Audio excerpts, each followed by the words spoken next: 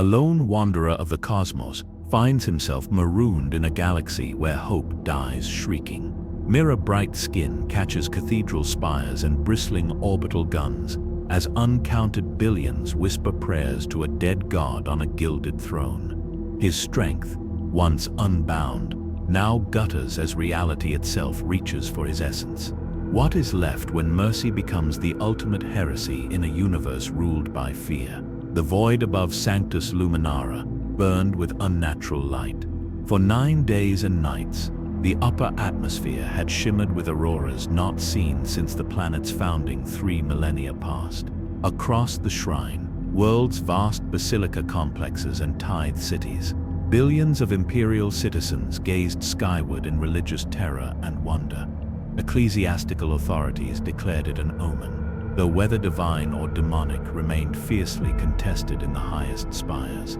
The astropathic choir sensed a disruption in the Imperium. Unlike any recorded in the Segmenter's history, something was coming, something that did not belong. Sister Superior Marcella Thorne knelt before the blood-stained altar of Saint Drusilla the Unbowed, her power armor scratched and scorched from a decade of holy war.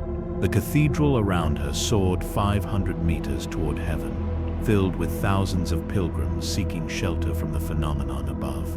Their prayers formed a constant background murmur as incense smoke spiraled upward through shafts of colored light from ancient stained armlets.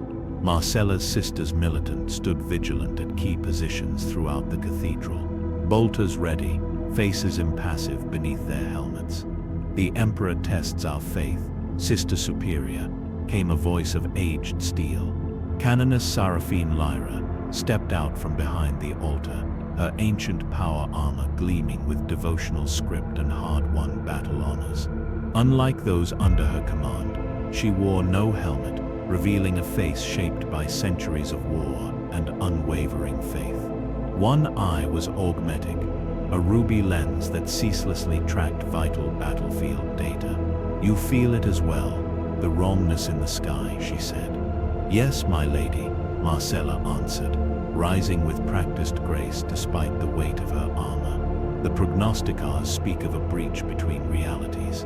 Something is crossing the veil, neither daemon nor Xenos, yet bearing the strength of both.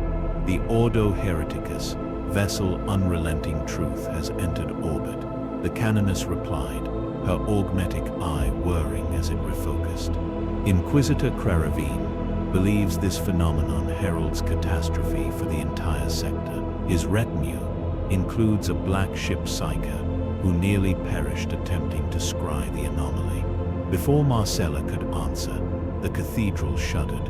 Thousands of candles that lit the vast interior flickered in unison, then flared with an unnatural brilliance.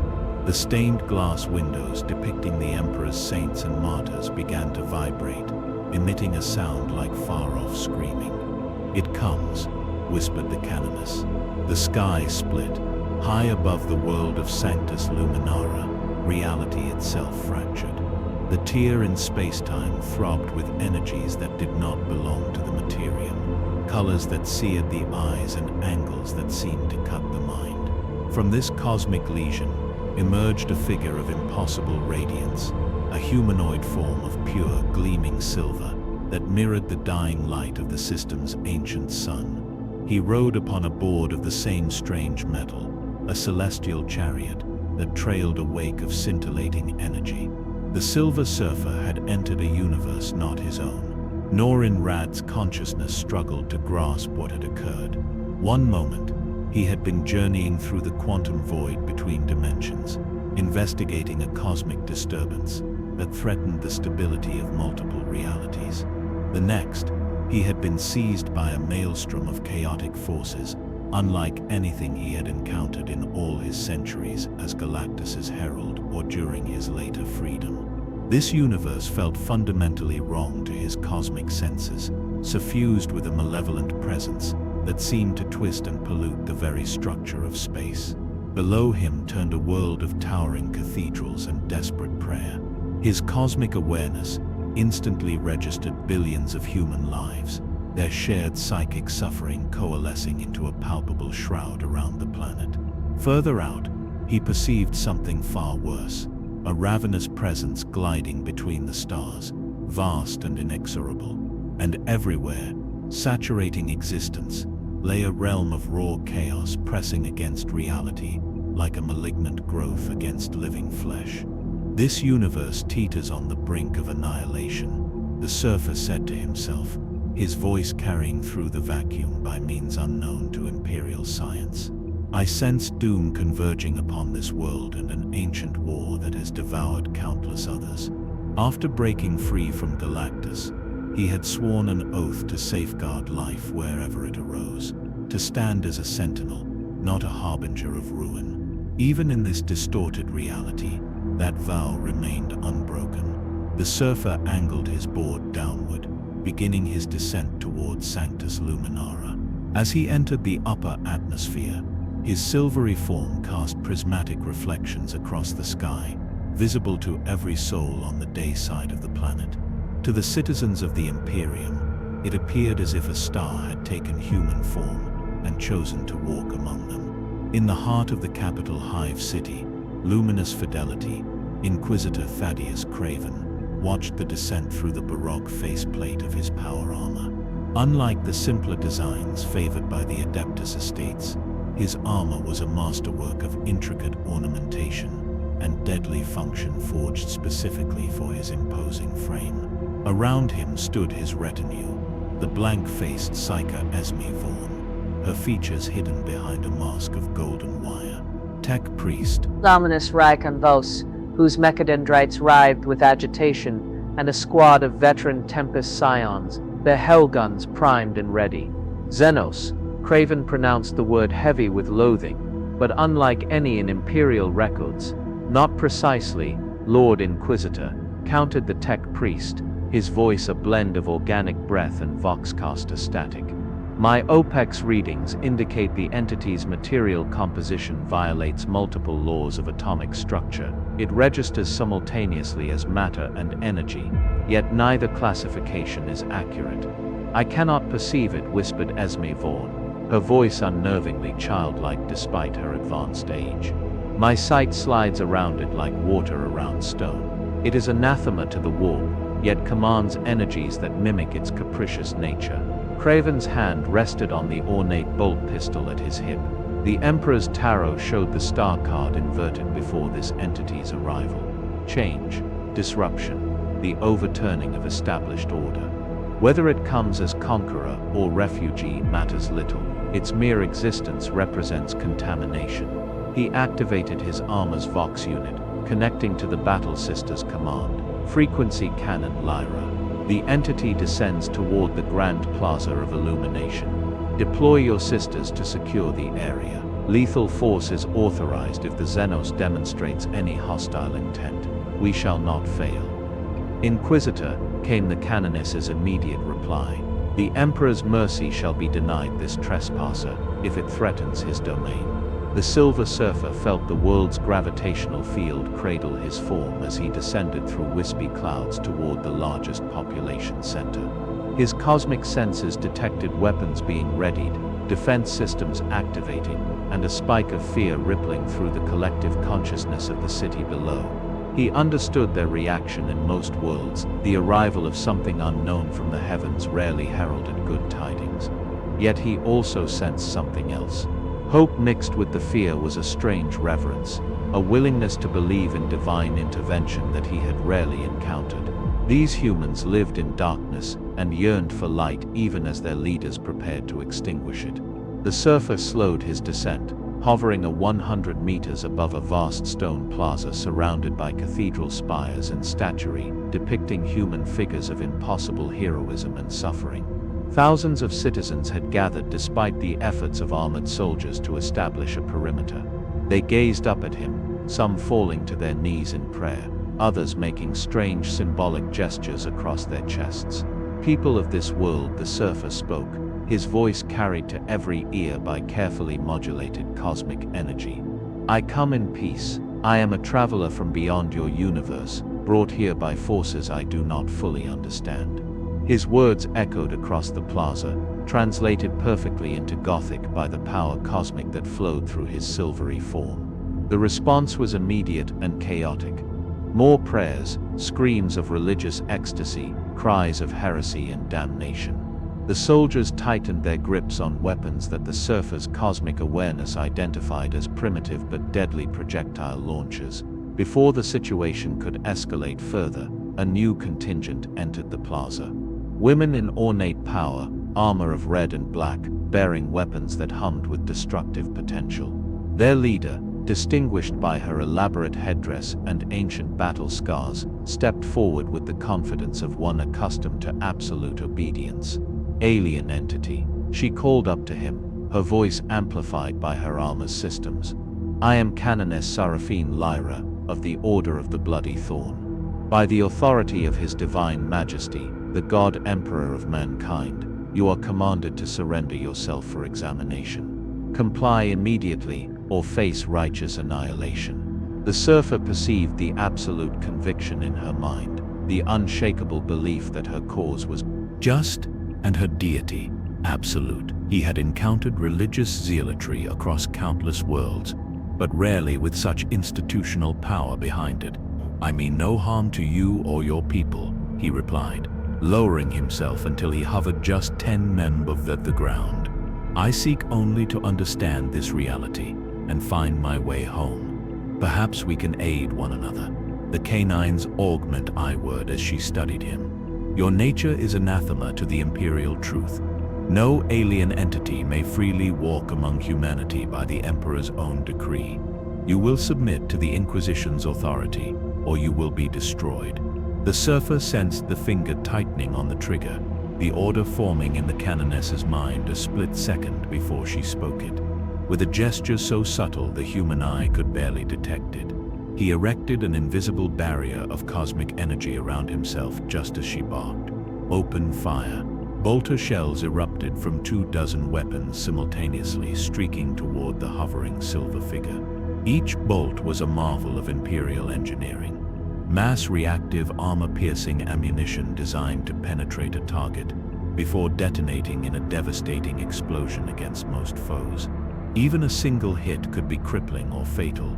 Against the Silver Surfer, they were nothing. Each shell impacted the invisible barrier and simply stopped, suspended in midair as if frozen in time. The plaza fell silent as citizens and sisters alike stared in shock at the hovering constellation of deadly projectiles, now rendered harmless by powers beyond their comprehension. I did not come here to fight, the surfer said, his tone unchanged despite the attack.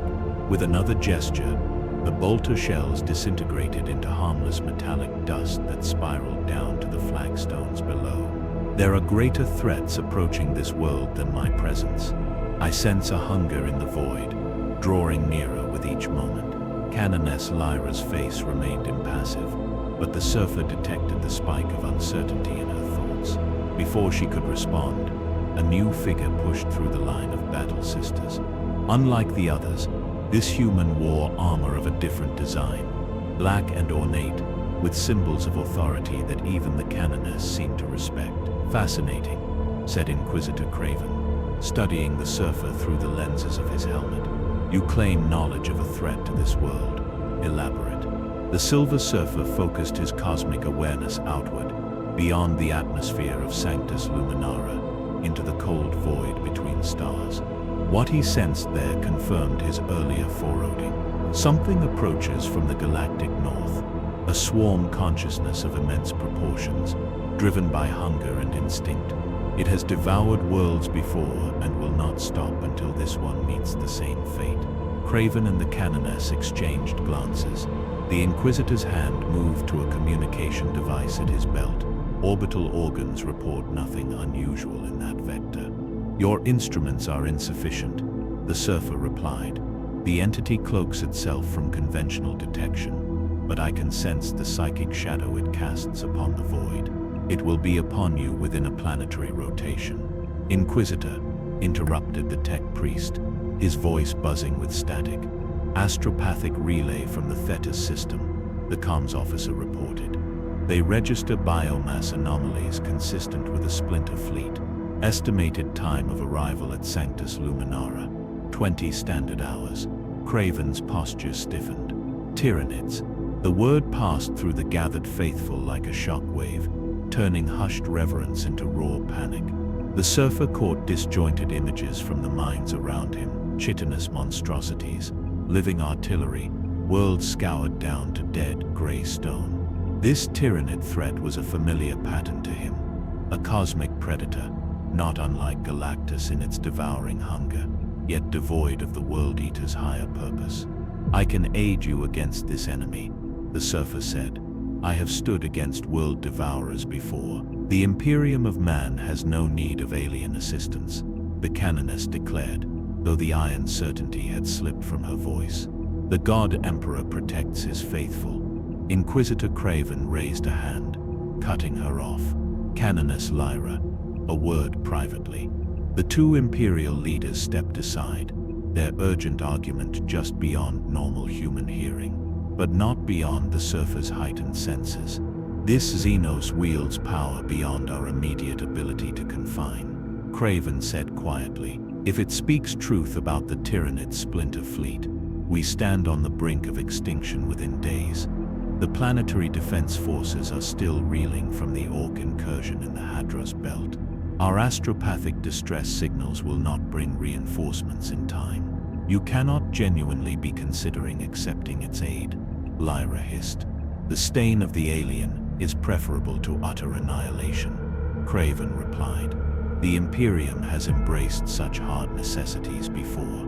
If this being can keep us alive long enough for the battle group from Centus to arrive, I am prepared to delay its execution." The canoness's expression twisted with outraged piety, but centuries of obedience to Imperial command ultimately prevailed.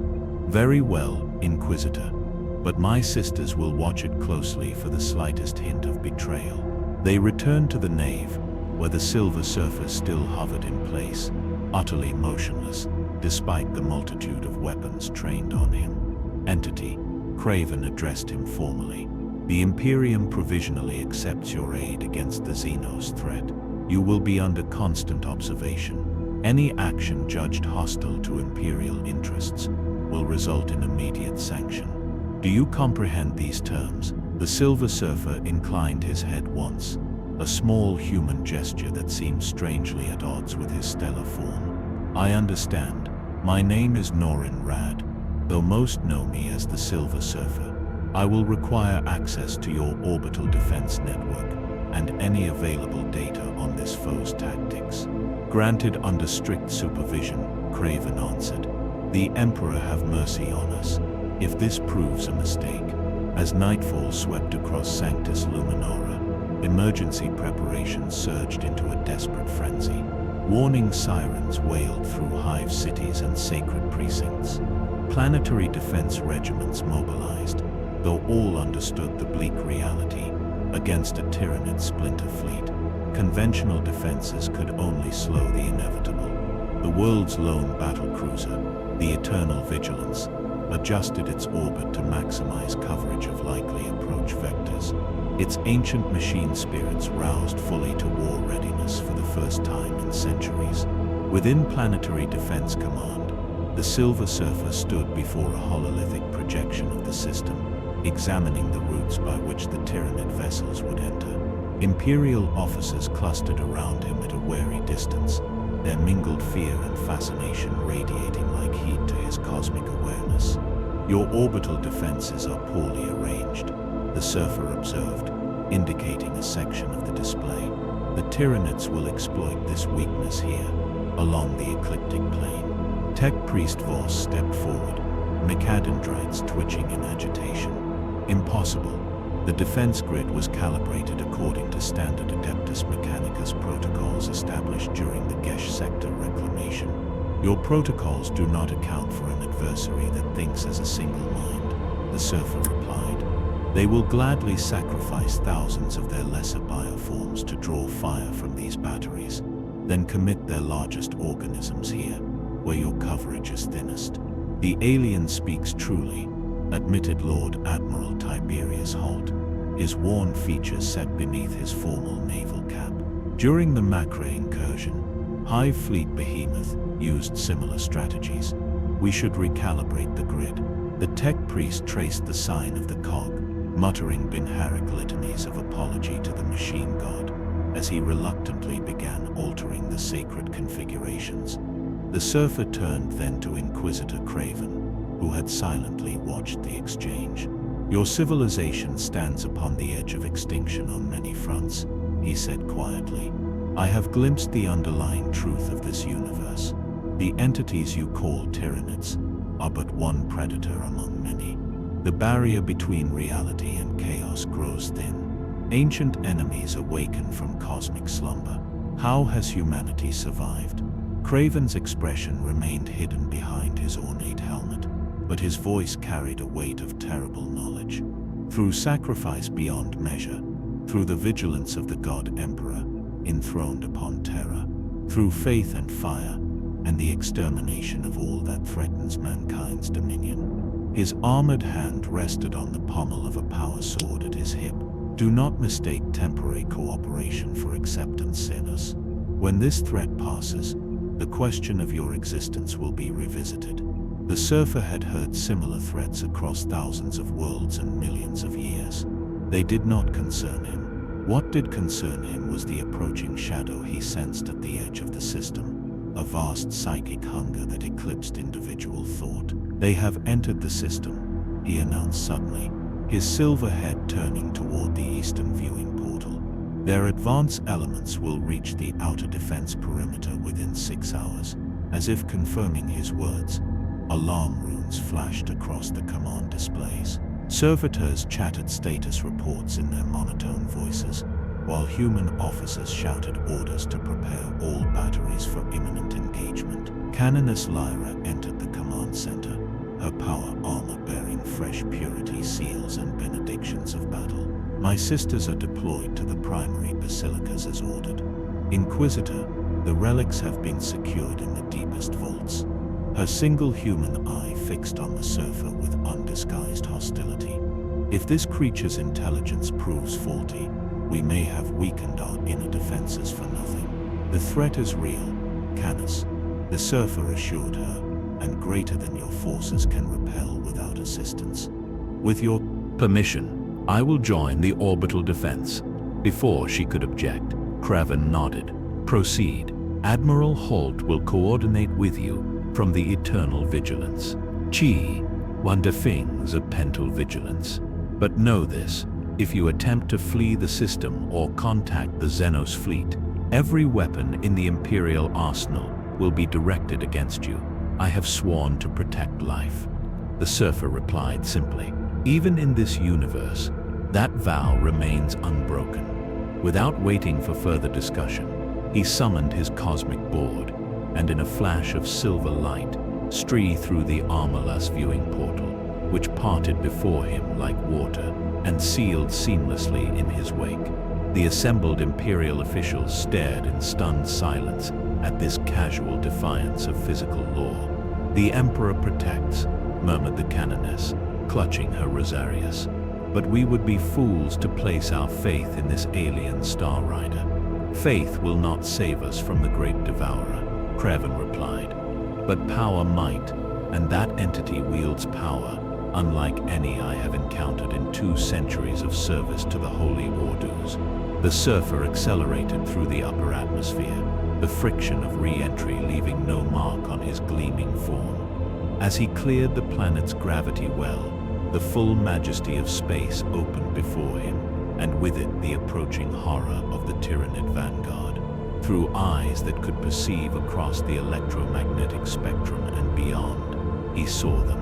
Bioships by the hundreds, organic vessels propelled by captured gravitational energy, their forms resembling marine predators from 1,000 different worlds. Each teemed with life, yet all were expressions of a single consuming intelligence, the hive mind. The surfer had encountered collective consciousness before, but this was different. Not a communion of individuals, but a singular predatory purpose replicated across countless bodies. He reached the first orbital defense platform, a massive Imperial construction bristling with lance batteries and torpedo tubes. The mortal crew gaped at his approach, then scrambled to battle stations as proximity alarms wailed. Through their communication systems, Admiral Holt's voice crackled with authority. All stations, the Silver Entity is to be granted provisional operational clearance. Maintain target lock, but withhold fire unless directly ordered. The Surfer hovered above the primary lance battery, studying its mechanisms with his cosmic senses, primitive by the standards of many worlds he had visited, yet possessing a brutal efficiency and resilience born of forgotten knowledge and religious reverence for machinery. He placed his silver hand upon the main capacitor housing, allowing a measure of the power cosmic to flow into the ancient systems. "What is happening?" demanded the platform's commander through an external vox. "Our machine spirits report unprecedented power surges. I have enhanced your weapons," the Surfer explained. "They will now penetrate the psychic shields. The Tyranids project around their larger vessels. Direct your fire toward the node ships, the ones with the elongated dorsal structures. They coordinate the smaller bioforms." Before the commander could respond, the void lit up with bioplasma discharges as the first wave of Tyranid vessels came within range. Spores by the thousands erupted from their flanks, each containing Tyranid organisms engineered for void combat and boarding actions. The Surfer raised his hands, channeling the power cosmic into a shimmering barrier between the approaching spores and the defense platform. The biological projectiles impacted against the energy field and disintegrated. Their constituent molecules scattered harmlessly into space. "Defend yourselves," he instructed the Aldrich Imperial crew. "I must enhance the remaining platforms before the main fleet arrives." For the next hour, the Silver Surfer moved from station to station throughout Sanctus Luminara's orbital defense grid, temporarily augmenting each with a fraction of his cosmic power. From the planet below, his path appeared as a silver comet arcing between the stars, leaving trails of iridescent energy in its wake. To many of the faithful, it seemed as if the Emperor had sent a celestial guardian to protect them in their hour of need. To the more cynical among the Imperial authorities, it demonstrated a power that no alien entity should rightfully possess. Aboard the battle cruiser Eternal Vigilance, Lord Admiral Holt watched tactical displays with increasing astonishment as enhanced lance batteries tore through Tyranid bioships that should have been able to absorb such punishment. By the Golden Throne, it works. The Xenos vessels are suffering unprecedented casualties. Note that the alien has not directly engaged the enemy, observed Inquisitor Craven, who had transferred to the cruiser's bridge to better monitor the situation. It enhances our defenses, but refrains from offensive action. "Curious, a tactical error," said Canon Lyra, standing rigid beside the Inquisitor. "It either squanders its advantage or conserves its strength," countered Craven. "Remember, it predicted this assault when even our most sensitive auger arrays saw nothing. It may perceive aspects of the battle hidden from us." The Surfer's voice suddenly resonated through the bridge's communication array, though no signal had been registered by any conventional means. "The Vanguard is a diversion," he announced. "The main fleet approaches from the system's southern pole, using your star's radiation to conceal their biosignatures. They will be upon you within minutes." The bridge burst into motion as officers scrambled to reorient sensors and weapons. "Southern polar approach confirmed," the sensor officer shouted. Massive biomass signatures consistent with a hive ship and attendant organisms. The tactical display shifted, revealing a vision of Nightmare, a Tyranid vessel larger than the Eternal Vigilance itself, resembling a leviathan dragged from some abyssal hell encircled by hundreds of lesser creatures. The thing pulsed with malignant life, psychic energies crackling along its chitinous hide. "All batteries, retarget to new coordinates," ordered Admiral Holt, his voice level despite the horror on the the screens. Prepare Nova Cannon for maximum yield discharge. The Surfer's silver trail appeared as a luminous streak on the display, arcing to intercept the hive ship at speeds that strained the cogitator's tracking capacity. For the first time since entering this universe, he would be forced to engage in direct offensive action. As he closed on the immense biovessel, the Surfer felt the psychic weight of the hive mind's attention lock onto him. Unlike mortal consciousness, with its fractured thoughts and emotions, this was a cold, alien intellect that recognized him only as biomass to be consumed, or an impediment to be excised. It knew nothing of fear, mercy, or hesitation, only hunger and the relentless command to feed, reproduce, and adapt. The living surface of the hive ship rippled as defensive organisms extruded from specialized cavities, launching themselves into the void. Living missiles streaked toward the Surfer, each packed with acids that could melt ceramite and neurotoxins potent enough to kill a space marine in moments. The Surfer wove between them with liquid grace, his cosmic perception allowing him to sense and evade each attack almost before it was fully born. When sheer numbers rendered dodging impossible, he summoned barriers of cosmic energy, against which the bioweapons burst harmlessly. He was testing the creature, measuring its capabilities, learning its strengths and limits, before committing to a decisive blow. What he discovered disturbed him. The Tyranid organism displayed extraordinary adaptability. Every failed strike fed data back into the system, refining the next assault. Already, the newest projectiles were subtly altering their trajectories, hinting at a primitive predictive model of his movement. Given time, they would evolve counters even to the power cosmic. Worse, his cosmic awareness detected something unexpected deep within the hive ship's core, a specialized organ resonating with the same chaotic dimension he had sensed pressing against this universe. The Tyranids were not merely physical devourers, they harvested psychic energy as well, using it to reinforce their hive mind across interstellar gulfs. In this reality, such a convergence of power could prove catastrophic. The time for experimentation had ended. The Surfer raised his hands, drawing the power cosmic into a condensed sphere of blinding radiance between his palms. With a single inexorable motion, he hurled it toward the hive ship's central mass.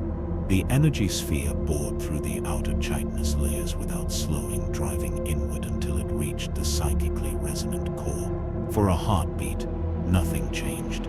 Then the hive ship convulsed, as though in agony, its flesh bulging and distorting as uncontrolled energies cascaded through its biomechanical systems. Secondary explosions flared along its length, as gas bladders and acid reservoirs detonated. The psychic shriek of the wounded hive mind rang through the void, so powerful that even non-Sicers aboard Imperial vessels felt it as a sudden, inexplicable terror. The Surfer pressed his attack, lancing focused beams of cosmic energy into the ship's principal synaptic clusters, severing the channels that linked the hive mind to its myriad organisms. Deprived of central command, the lesser bioforms became erratic, some turning on one another, others drifting aimlessly into space.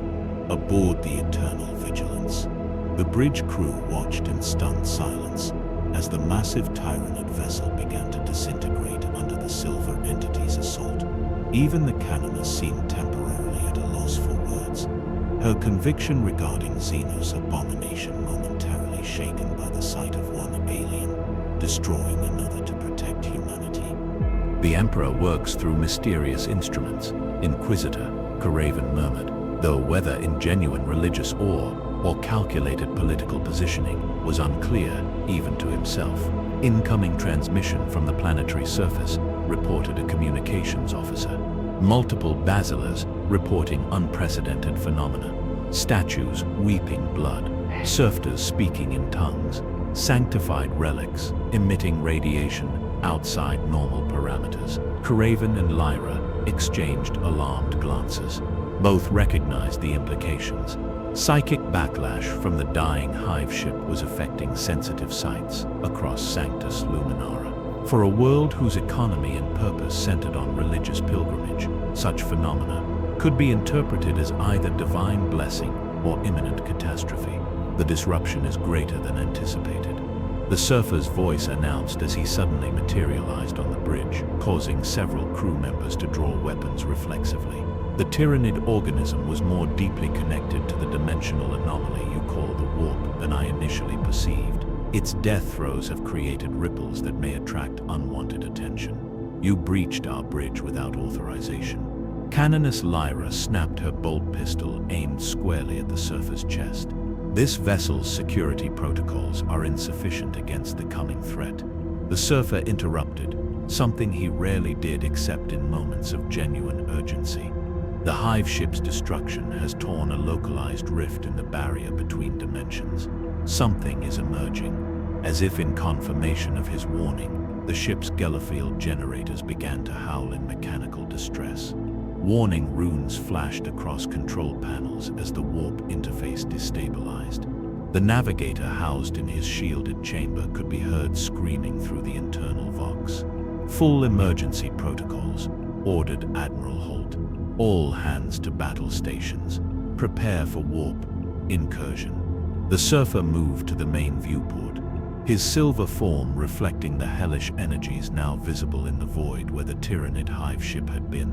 A wound in reality was forming, its edges crystallizing into impossible geometries that hurt the human mind to perceive. From within this wound came a light that was not light, a substance that was neither matter nor energy, but something more primordial than either. "What have you done?" whispered Canoness Lyra, religious terror overcoming her military discipline for perhaps the first time in centuries. "You've opened a gateway to the warp itself." "Not I," the surfer corrected grimly. "The tyrannid organism's death released psychic energies that weakened an already unstable barrier. This universe's fundamental laws differ from my own. The interaction between the power cosmic and your realm's psychic dimension produced unforeseen consequences." Inquisitor Creven stepped forward, his armor systems whirring as they engaged additional protective wards. "Can you close it?" "Perhaps," the surfer replied, "but not from here." He turned to face the Imperial leaders, his featureless eyes somehow conveying the gravity of what he proposed. "I must enter the breach and repair the damage from within. The power cosmic can restore the dimensional boundary, but only if applied directly to the rupture's origin point." "That's madness," protested Admiral Holt. "Nothing survives unprotected in the warp. Even with Geller fields and navigator guidance, we lose ships and souls to its predations." "I am not nothing," the surfer stated simply, "and I have traversed dimensions before. My cosmic nature provides protection. Your technology cannot match, but you must maintain your defenses here. More tyrannid organisms approach and without the hive ship's direction. They will attack indiscriminately, driven by base instinct rather than strategic purpose." Before any could object further, the Silver Surfer summoned at his board and streaked toward the viewport. Once again, passing through solid matter, as if it were insubstantial. The assembled Imperial leaders watched as his gleaming form grew smaller against the backdrop of swirling unnatural energies, then vanished entirely into the warp. "Emperor, preserve us all," muttered Admiral Holt. "We're placing our fate in the hands of an alien entity." "Not our fate," Inquisitor Creven corrected, his tone distant as he processed the strategic implications, "merely our immediate survival. Should we live through this day, the question of the Silver Surfer will require careful consideration by higher authorities than ourselves." Canonist Lyra made the sign of the Aquila across her chest. "No alien power can be trusted, no matter how benevolent it appears.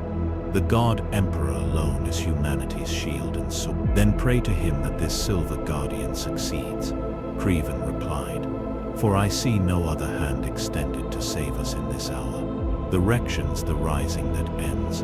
Silver Surfer entered a realm beyond mortal comprehension. The warp swallowed his senses in a storm of impressions that would have shattered a human mind in an instant. Colors moved with predatory intent. Sounds did not describe reality but authored it, and geometries twisted into shapes that existed in both more and fewer dimensions at once.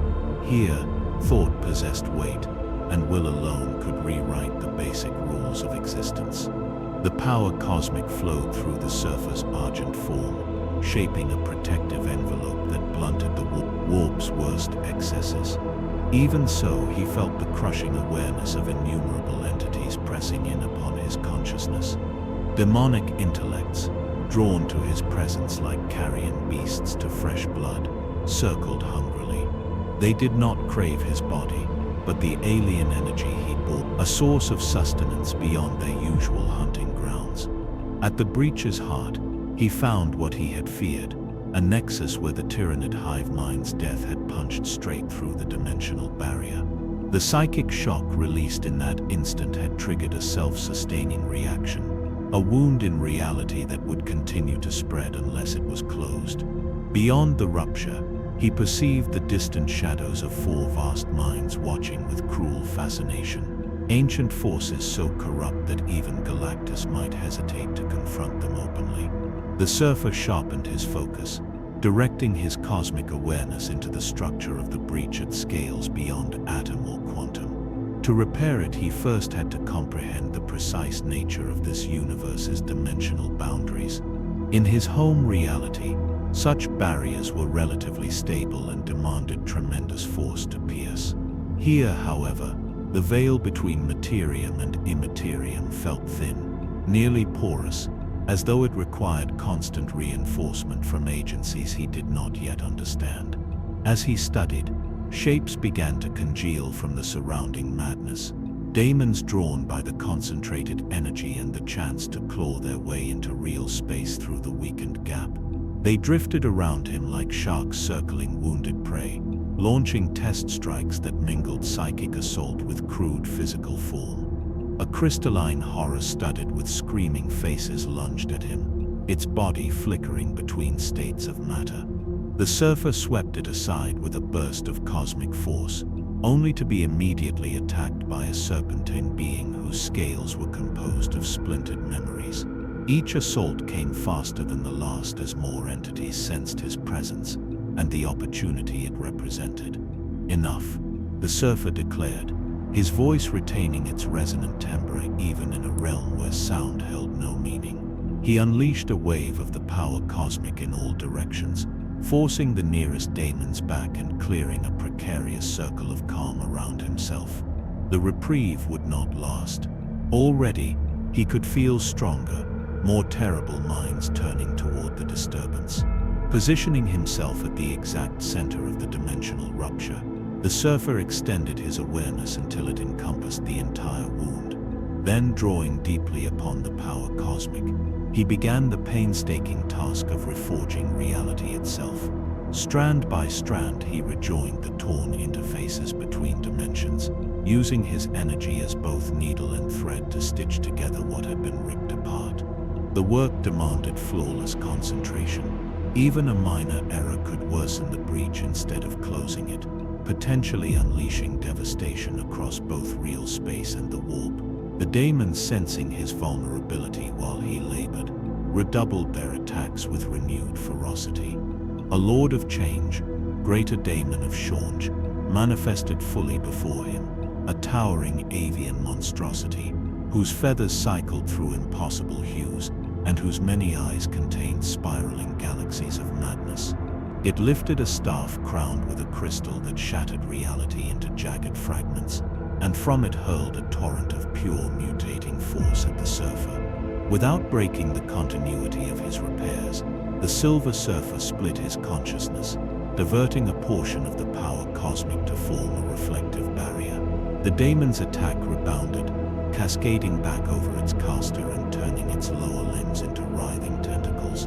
It shrieked, not in pain but in startled amusement. To such a creature of chaos, mutation was merely novelty, not harm. Your power is notable, Star Rider. The daemon's voice whispered directly into his mind.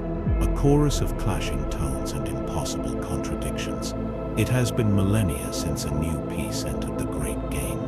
My master would grant you knowledge beyond mortal ken in return for your service. I serve no master, the surfer replied calmly, continuing his work on the breach. Not anymore. The daemon's laughter rippled through the warp like toxic mercury. All serve something in the end. Power, principle, memory, hope. These are but chains by different names. I offer you partnership instead. Together we could reshape realities according to our desires. The surfer did not deign to respond further. He had faced tempters before, entities that offered godhood in exchange for corruption. Instead, he accelerated his efforts, drawing more deeply on the power cosmic, despite the strain it placed upon his silver form. The breach began to shrink, visibly, its edges knitting together under his manipulations. Realizing its offer had failed, the Lord of Change abandoned diplomacy for direct action. It summoned a host of lesser demons to attack from all angles simultaneously, while it began an incantation in a language older than human civilization. Reality warped around the daemon as its spell took form, a working designed to bind the surfer's cosmic energy and redirect it into the breach, widening it beyond repair. The Silver Surfer had anticipated such treachery. As the spell reached its culmination, he suddenly inverted the polarity of his cosmic field, causing the daemon's sorcery to implode upon itself. The backlash sent the Lord of Change tumbling through the warp, temporarily banished by its own power, turned against it. With his most dangerous opponent temporarily removed, the surfer focused his full attention on completing the repair. The final strands of reality was together under his guidance. The breach shrinking to a pinpoint of impossible light, then vanishing entirely with a silent flash that nonetheless echoed across dimensions. The barrier between materium and immaterium was restored, though the surfer could sense that it remained weaker than before. This universe's fundamental structure seemed inherently unstable to his cosmic senses, as if the very laws of physics were under constant assault from forces beyond conventional understanding. With the breach sealed, the surfer now faced a new problem, finding his way back to real space without the tear to guide him. In the formless chaos of the warp, direction had no meaning. Distance was measured in conceptual rather than physical terms. To navigate required a reference point, an anchor in the material universe. The surfer extended his cosmic awareness to its absolute limit, searching for the unique energy signature of Sanctus Luminara. For agonizing moments, he detected nothing but the swirling madness of the warp and the predatory entities that called it home. Then faintly, he sensed a distant pulse, the combined psychic emanation of billions of human souls engaged in desperate prayer and battle, the Shrine World. Using this psychic beacon as his lodestone, the Silver Surfer began the perilous journey back to real space.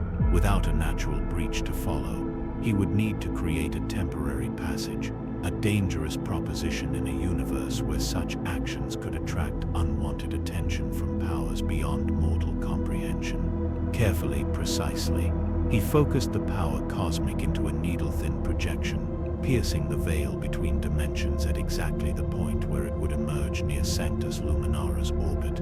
The fabric of reality resisted, then yielded to his power, creating a momentary gateway just large enough for his form to pass through. The Silver Surfer emerged into real space amid ongoing battle. The remnants of the Tyrannid Splinter Fleet, now operating on instinct rather than unified purpose, continued their assault on Imperial defenses. Without the hive ship's coordination, they attacked in unorganized waves that broke against enhanced orbital batteries. Yet their sheer numbers still threatened to overwhelm the defenders through attrition. The Eternal Vigilance had sustained significant damage, its void shields flickering as they struggled to repel continuous bioplasma discharges. The battle cruiser's lance batteries returned fire with machine-like precision, each shot destroying multiple smaller Tyrannid organisms, but for each one destroyed, dozens more pressed the attack. The surfer's return did not go unnoticed. His emergence from the warp caused a momentary distortion in local space that registered on Imperial arrays aboard the Vigilance. The bridge crew reacted with a mixture of relief and renewed apprehension. "The alien returns," announced Admiral Holt, watching the distinctive silver trail approach on tactical displays, and the warp breach appears to be closed. "For now," Canoness Lyra amended, her expression grim. But what else might have followed it back to real space? Inquisitor Craven's attention was focused on more immediate concerns. The Tyrannid assault continues despite the Hive ship's destruction. Our outer defense platforms report critical damage to life support and weapons systems. Without reinforcement, they will fall within the hour. The Silver Surfer's voice once again emanated from the ship's communication array. "The dimensional breach is sealed, but at cost. The power cosmic is temporarily diminished by interaction with your reality's chaotic dimension. I cannot enhance your remaining defenses as before. Then we are doomed," stated Admiral Holt with fatalistic calm. "The outer platforms will fall, then the inner defenses, then the planet itself. The pattern has repeated across 100 worlds devoured by the Great Devourer." "Not necessarily," the Surfer replied. "The Tyrannid organisms operate now by instinct rather than coordinated intelligence. They can be herded away from critical defenses and toward prepared killing zones. I will serve as bait to draw their primary attack force." Before the Imperial leaders could respond, the Surfer accelerated toward the densest concentration of Tyrannid bioships. As he approached, the organisms reacted as he had predicted. Sensing his cosmic energy as a threat or prize, they diverted from their attacks on Imperial platforms to pursue him. The Surfer led them on a calculated course through the orbital theater, drawing them into the firing solutions of still functional defense batteries. Lance beams and torpedo salvos cut through the pursuing swarm, destroying dozens with each coordinated volley. When a group would break off to return to attacking the platforms, the Surfer would circle back, radiating pulses of cosmic energy that agitated the Tyrannid organisms' hunting instincts and drew them back into pursuit. This deadly dance continued for hours, as Imperial crews fought through exhaustion to maintain their defensive fire.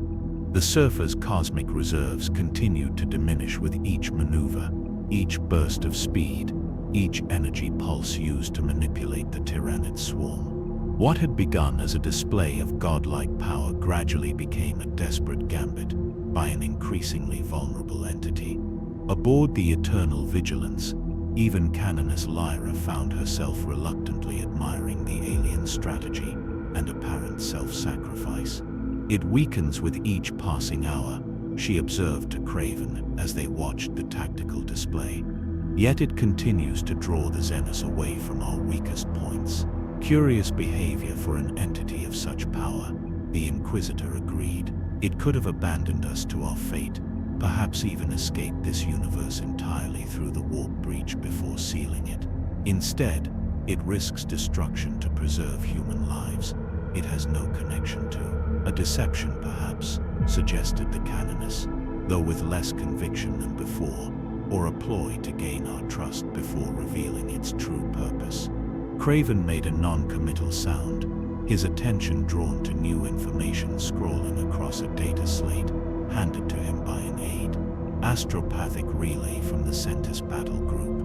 They have translated into real space at the system's edge and are moving to reinforce our position. Estimated arrival in 6 hours. Will we last that long?" asked Holt grimly. "Not without the Silver entity's continued intervention," Craven admitted, "and I am not certain it can maintain its current efforts for 6 more hours." As if to confirm his assessment, the tactical display showed the Surfer's movement patterns becoming less fluid, his course corrections slower and less precise. A group of larger Tyrannid organisms' warrior forms adapted for void combat with biological propulsion sacs and crystalline claws that could tear through adamantium, had managed to close the distance and were harrying him from multiple vectors. "It tires," observed Lyra, The Xenos will overwhelm it soon. Then perhaps it is time we offered our own intervention. Craven decided, Admiral, bring the vigilance about. Prepare Nova Cannon for wide dispersion firing pattern across these coordinates. Target the concentration of larger bioforms pursuing the silver entity. Admiral Holt raised an eyebrow, but quickly issued the necessary orders. The massive battle cruiser's engines flared as it changed orientation, bringing its crow-mounted Nova Cannon to bear on the designated section of void. The weapon, a marvel of Imperial engineering, capable of firing specialized shells at near relativistic velocities, began its charging sequence. Ancient capacitors humming with accumulated energy. Nova Cannon at full charge, reported the weapons officer. Firing solution locked. Fire, commanded Holt. The Nova Cannon discharged with a thunderous roar that reverberated throughout the ship's hull, despite the vacuum of space. A massive shell streaked toward the designated coordinates, detonating in a sphere of blinding energy that engulfed dozens of Tyranid organisms. The specialized payload, a mix of plasma, radioactive isotopes, and blessed promethium, reduced the creatures to constituent atoms in microsecond sounds. The Silver Surfer, warned by his cosmic senses, had accelerated away from the blast radius moments before detonation. He turned to observe the Imperial vessel that had provided unexpected assistance, his silver features unreadable, yet somehow conveying gratitude. A temporary reprieve, he communicated to the vigilance, but effective. My thanks. Consider it payment toward an accruing debt, replied Craven through the Vox. The Center's battle group approaches. If we can maintain our defensive posture for 6 more hours, reinforcements will secure the system. 6 hours, the Surfer acknowledged. I will continue to draw the primary swarm away from critical infrastructure, but be warned, my power diminishes with each exertion. The warp dimension has properties that interfere with the cosmic energy I channel. I cannot maintain this level of activity indefinitely. Understood. The Emperor protects Alien. Perhaps today he protects you as well. The battle entered its final phase as both Imperial defenders and Tyranid attackers approached exhaustion. The void around Sanctus Luminara had become a graveyard of broken ships, shattered defense platforms, and drifting Tyranid corpses. Lance batteries fired with decreasing frequency as power reserves dwindled. Ammunition stores for conventional weapons approached depletion. The defenders fought on with grim determination, sustained by faith, discipline, and the knowledge that reinforcements approached. The Silver Surfer continued his deadly ballet among the stars, though with noticeably reduced speed and energy output. His silver form, once pristine and unblemished, now bore marks of combat scarring from bioacid, impact damage from collision with larger organisms, areas where the metallic sheen had dulled from power expenditure. Yet still he fought, leading Tyranid swarms into prepared ambushes, disrupting their attack patterns with precisely timed energy bursts, and occasionally engaging the largest specimens directly when they threatened to breach critical defenses. 3 hours into this final phase, disaster struck. A previously undetected Tyranid bioship, a specialized form lying dormant in the rided outer systems, cometary halo activated and accelerated towards Sanctus Luminara on a direct collision course with the planet itself. Its unique biosignature, designed to mimic background radiation, had allowed it to evade detection until it began its final approach. New contact, shouted the Vigilance's sensor officer. Massive displacement, extreme velocity, bearing directly for the primary shrine complex. Redirect all functional batteries, ordered Admiral Holt. Maximum yield, continuous fire. Lance beams converged on the approaching bioship, scoring its chitinous hull and rupturing secondary organs, but failing to arrest its momentum. The creature had been designed for a single purpose, to deliver its payload to the planet's surface regardless of damage, sustained in transit. It's a cedar ship, Craven realized with horror, carrying spores to initiate planetary infection.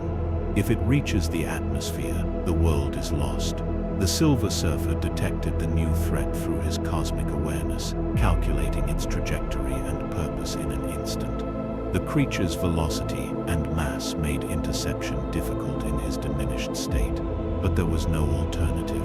If the Cedar ship reached Sanctus Luminara's atmosphere, billions would die as Tyranids spread across the planet's surface, transforming its biosphere into alien biomass within days.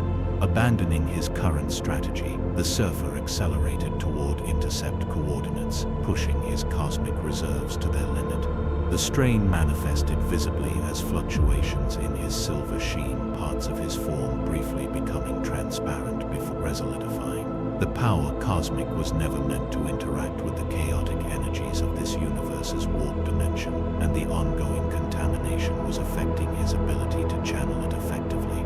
The Cedar ship detected his approach, releasing a cloud of defensive spore that exploded into caustic chemical compounds upon contact with energy signatures. The Surfer warped between them with practiced precision, though notably slower than his earlier maneuvers. A few spores impacted against his cosmic field, their acids temporarily disrupting his energy pattern and causing him visible distress. Imperial weapons fire continued to track the bioship, now joined by planetary defense lasers firing upward from the surface as the creature entered extreme weapons range. Despite the combined firepower, the Cedar ship maintained its course, its primary biological functions protected deep within layers of specialized impact-absorbing tissue. The Silver Surfer reached optimal interception position directly in the bioship's path. With no time for subtle approaches, he gathered his remaining cosmic reserves into a concentrated charge, transforming his the metallic construct and extension of his own being to glow with blinding intensity as he poured his essence into it. For life, he whispered to the a rare verbalization of his innermost conviction. When the Cedar ship was mere kilometers away, the Surfer launched his like a silver spear directly at the creature's central mass.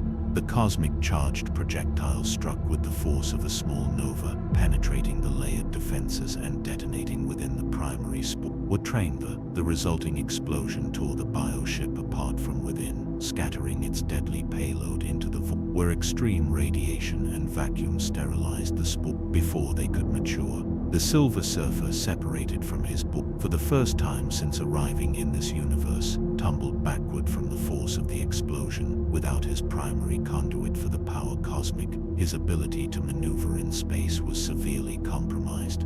His silver form flickered like a failing hologram as he struggled to maintain cohesion aboard the Eternal Vigilance.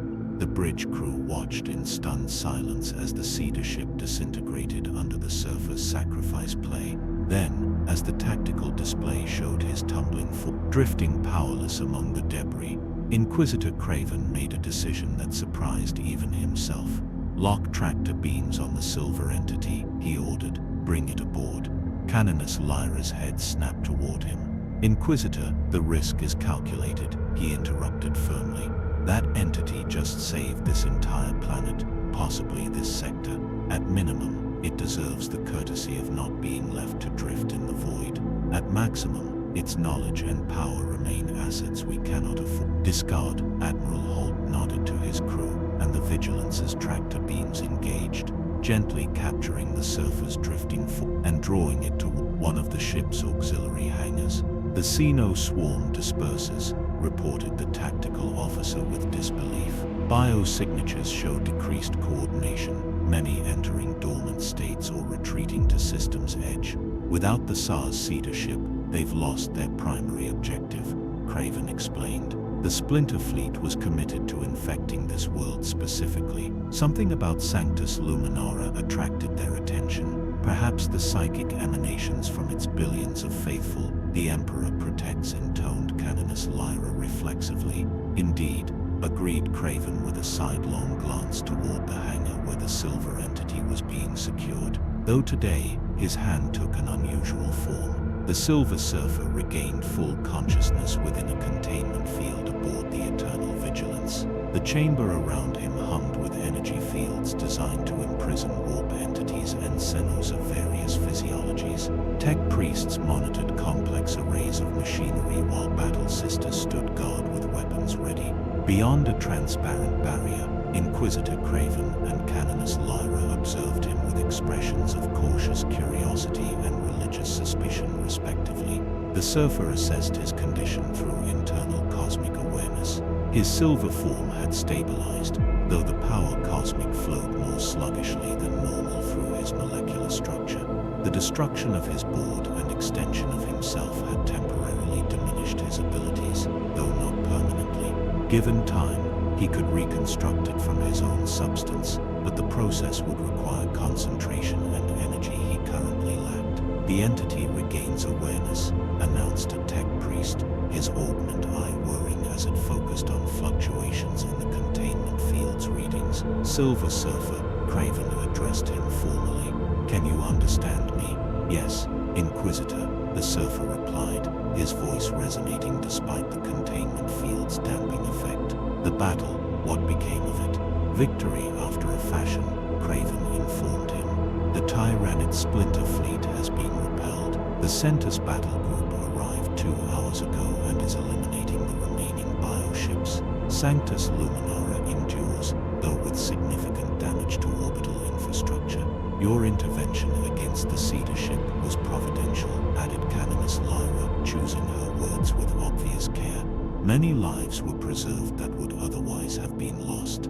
The Surfer inclined his head in acknowledgement, but did not speak.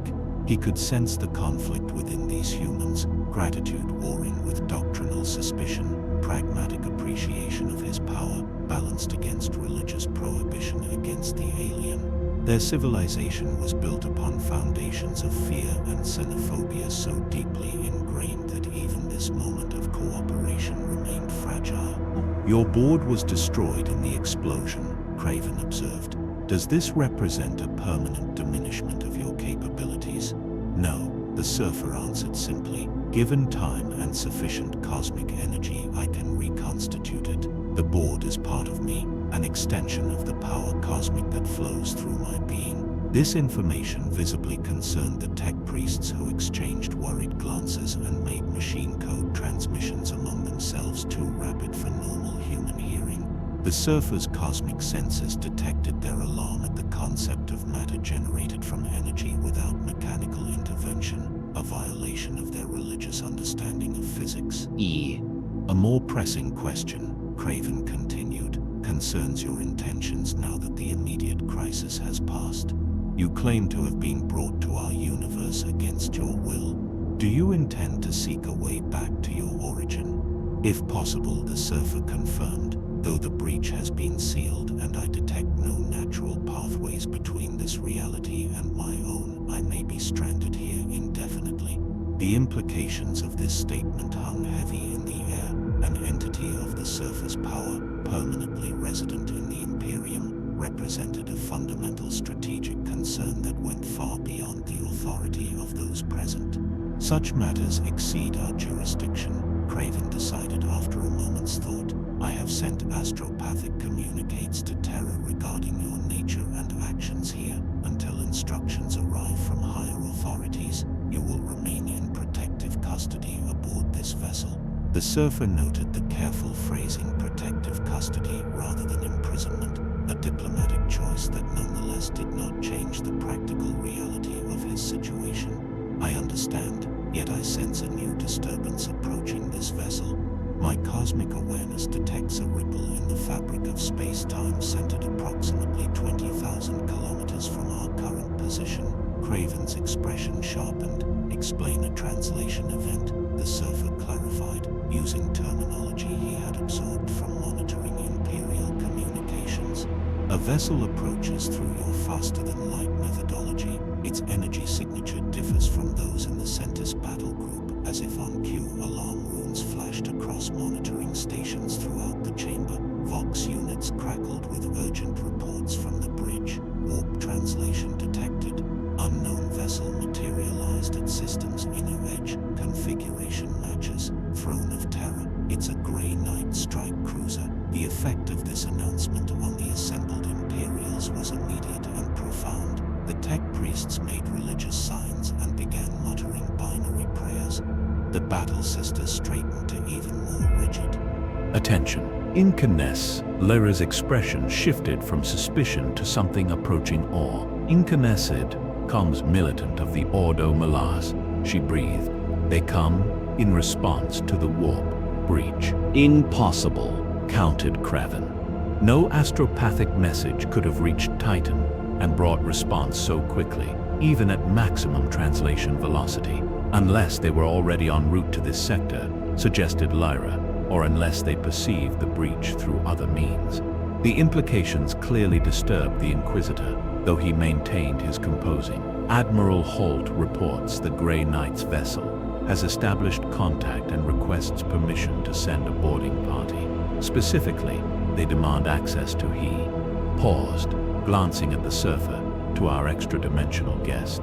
The Surfer sensed the shift in the chamber's emotional atmosphere. The arrival of these Grey Knights represented an escalation beyond normal Imperial hierarchy. The involvement of specialists, whose very existence was hidden from most citizens of the Imperium. I advise cooperation. Inquisitor, the Surfer said calmly. I sense these newcomers possess knowledge and capabilities beyond conventional Imperial forces. Their interest suggests they understand aspects of my nature that even I have not fully comprehended since arriving in your universe. Kraven studied him for a long moment, then nodded sharply. Prepare the chamber for the Grey Knight's delegation. Full ceremonial protocol. The entity remains in containment until they determine otherwise. The preparations that followed revealed much to the Surfer about Imperial power structures. Additional wards were activated around the chamber, inscribed with symbols that resonated oddly with his cosmic senses. The Battle Sisters performed ritual cleansing of their weapons, while tech priests engaged in complex benedictions over the containment machinery. Inquisitor Kraven himself donned additional religious symbols and activated further systems within his ornate armor. When the Grey Knight's delegation finally arrived, their presence sent ripples through the power cosmic itself. 3 towering figures entered the chamber, each clad in silver Terminator armor, inscribed with sigils and prayers that somehow existed in both physical and psychic dimensions simultaneously. Their helmets concealed their features, but the Surfer's cosmic awareness detected the enhanced transhuman physiology beneath, similar to the Space Marines he had learned of through absorbed knowledge, but further modified with additional organs and psychic enhancements. The leader stepped forward, his armor emitting a subtle hum that the Surfer recognized as defensive psychic technology far beyond anything else he had encountered in this universe. When he spoke, his voice carried harmonic undertones that bypassed the physical ear to resonate directly with the mind. I am just a Auric of the Grey Knight's Third Brotherhood. We come by order of the Supreme Grand Master to secure the extra-dimensional entity and assess the threat it represents to the Imperium. Inquisitor Kraven bowed formally. The Ordo Hereticus acknowledges the jurisdiction of the Ordo Malus in this matter. Justicar, however, I must report that this entity has proven instrumental in defending Sanctus Luminara against Xenos assault. Without its intervention, this world would have fallen to the Great Devourer. Justicar Auric's helmet turned slightly toward Kraven. Your report, it is noted, Inquisitor, and will be included in our assessment. Nevertheless, our mandate comes directly from Titan. The entity will be transferred to our vessel for further study and containment. The Surfer watched this exchange with detached interest, noting how even an authority as formidable as Inquisitor Kraven deferred to these newcomers. The Grey Knights represented something beyond normal Imperial hierarchy warriors, whose very existence was mythic, even within this society of religious absolutism. I will accompany you willingly, the Surfer announced, addressing Alaric directly. My power is temporarily diminished, and I seek understanding of this universe as much as you seek understanding of me. Perhaps we can enlighten one another. Alaric Helmet turned to face him fully. Your cooperation is acknowledged, but does not alter our protocols. You will be subject to the most stringent containment measures during transit and examination. The breach you created in the barrier between dimensions has drawn attention from powers beyond your comprehension, not created. The surfer corrected gently. Sealed, the breach originated with the death of the Tyrannid hive mind, which had forged a connection to your warp dimension. I merely repaired the damage. One of the other Grey Knights stepped forward, this one bearing additional psychic focusing equipment integrated into his armor. The entity speaks truthfully. Just my scrying detects no deception in its surface thoughts, though much of its consciousness remains inaccessible through standard techniques. All are ignored at once. Prepare for transfer. Maximum containment protocols. The blade of retribution stands ready to translate immediately upon securing the subject. What followed was a carefully choreographed operation as the Grey Knights established their own containment field around the surfer using technology that somehow incorporated physical machinery, psychic energy, and ritual observance into a seamless whole. The surfer submitted to these procedures without resistance, recognizing that cooperation offered the best path toward eventual understanding and perhaps assistance in returning to his home dimension. As the containment field stabilized around him, he directed a final message toward Inquisitor Craven and Canoness Lyra. Your world stands at a crossroads between extinction and transformation. The enemies you face from without and within will only grow stronger. Remember that compassion is not weakness, even in a universe that seems designed to punish it. The Grey Knight's teleportation technology activated, molecules disassembling and reassembling through principles that violated conventional physics.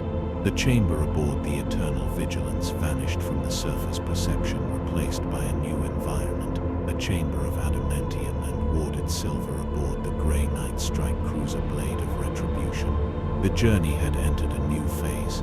The Silver Surfer, once herald of Galactus and now dimensional castaway, found himself in the custody of humanity's most secretive defenders against the war. What they would learn from him, and what he would learn from them, remained to be seen. But one thing was certain. His arrival had forever altered the balance of power in a universe already teetering on the edge of annihilation. In the observation dome above the Grey Knight's containment chamber, Brother Captain Stern watched the silvery entity with eyes that had witnessed horrors beyond mortal comprehension. Beside him stood Inquisitor Lord Hector Rex of the Ordo Malleus, one of the few individuals in the Imperium authorized to command Grey Knight's forces directly. The prognosticators on Titan foresaw its arrival, Stern said, his voice low despite the layers of warding between them and the entity below. 3 days of visions showing a rider between stars, neither Daemon nor Xenos, yet bearing power comparable to both. And what do your visions tell you of its future impact on the Imperium? Asked Rex, his ancient face lined with centuries of battle against the Warp's worst abominations. Stern's expression remained stoic, but a hint of uncertainty entered his voice. Division among the seers. Some foresee it as herald to greater incursions from beyond our reality. Others see it as a bulwark against the coming darkness. The Emperor's Tarot shows the star and the tower in conjunction when we seek guidance on its nature, change, disruption, revelation. The entity calls itself the Silver Surfer, Rex mused. It claims to channel a cosmic power source unknown in our universe, yet demonstrably effective against both Tyrannid organisms and war. The strategic implications are significant. Below them, the surfer sat in meditation within his containment field, his silver form occasionally pulsing within a light.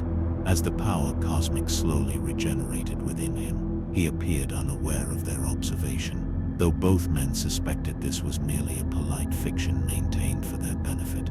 The Dark Gods have taken notice, Stern stated flatly. Our librarians report increased warp activity throughout the sector. Whatever this entity is, its presence distorts the normal patterns of Empyrean energy. The Chaos powers recognize it as something outside their influence, a variable they cannot predict or control, and what cannot be controlled must be destroyed by their reckoning, concluded Rex. We may find ourselves in the unusual position of protecting an alien entity from demonic assault, for study purposes only, Stern clarified firmly. Once we have determined the full extent of its capabilities and origins, the entity's fate will be decided by the Emperor's will, as interpreted by the Supreme Grand Master. Rex nodded in agreement, though something in his expression suggested private reservations. Of course, Brother Captain, the Emperor's will, paramount. As they spoke, the Silver Surfer's meditation deepened through cosmic awareness extended to its limit. He perceived not only the Grey Knight's vessel and its occupants, but the wider galaxy beyond. A universe of unending war and suffering, where humanity fought desperately against extinction from 1,000 different threats. A universe where reality itself was under constant assault from a dimension of pure chaos, inhabited by entities that fed on mortal suffering, and somewhere perhaps a path home. But whether he would be permitted to seek it remained to be determined by powers that considered themselves the arbiters of mankind's survival in a hostile cosmos.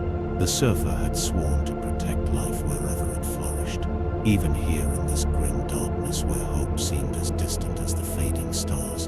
That vow remained unbroken. If fate had thrust him into this reality for a purpose, he would fulfill it, whether as defender, teacher, or harbinger remained to be seen. Above the containment chamber, Brother Captain Stern suddenly stiffened, his psychically attuned senses detecting a subtle shift in the warp currents surrounding their vessel. "We are being followed," he announced to Inquisitor Rex. "Something traces the entity's unique energy signature through the Imperium itself. Prepare for potential